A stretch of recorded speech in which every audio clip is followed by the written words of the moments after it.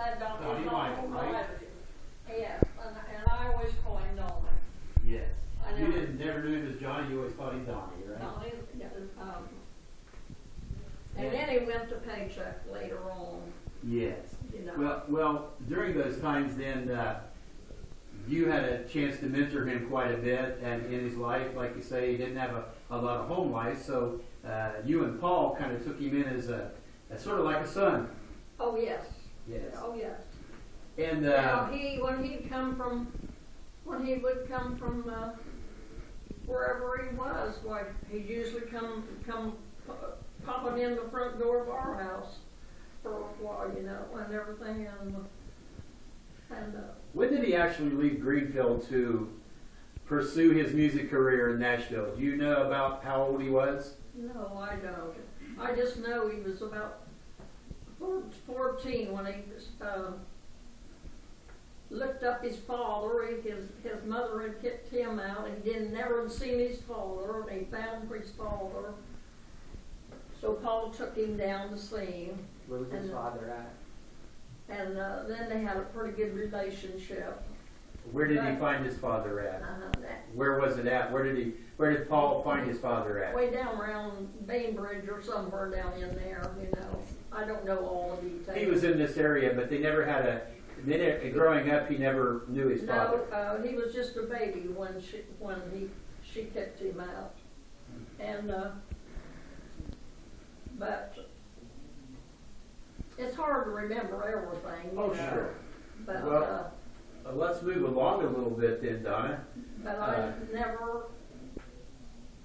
he never talked bad. He never said bad words.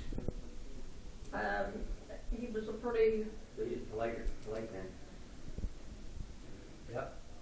And there was an awful lot.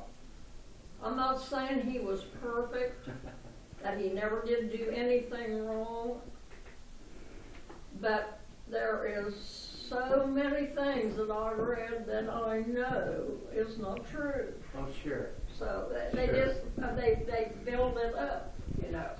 Well, that's actually some of the stuff. Like, and he's supposed to have spent 2 years in prison somewhere. Well, I thought, how in the world could he do that when he was home? I saw him. Yes.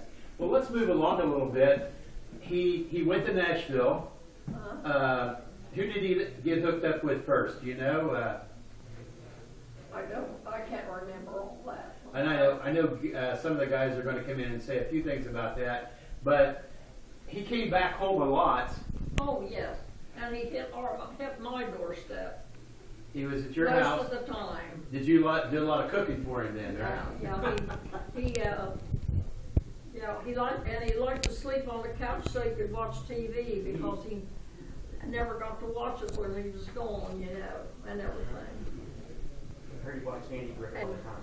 Did he watch it? Andy Griffith? Said he watched Andy Griffith a lot. Did he like the Andy Griffith show? I didn't pay attention to what he was. Well, Sometimes I go to bed and he'd be watching television. I know there was a lot of jam sessions in your basement. Oh yes. You had a lot of people come in that Yeah. actually, can you give us a few of the guys that possibly came in to jam a little bit? Merle Haggard was there a few times. Yeah.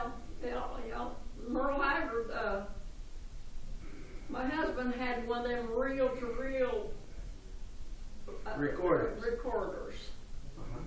And Merle Haggard recorded a song down there. And he took it to the studio, and they listened to it and didn't change nothing and put it right on the celluloid, and it come out #1. Huh. My husband would know if in a whole crowd if somebody made a mistake. He was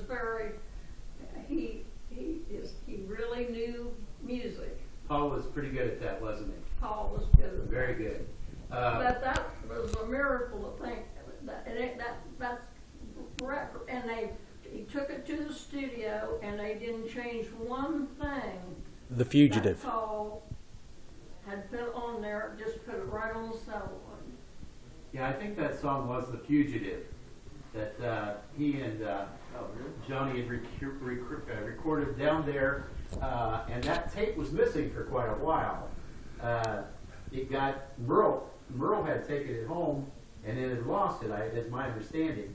And then they found it again, and that was the recording that they used for the fugitive. Yes.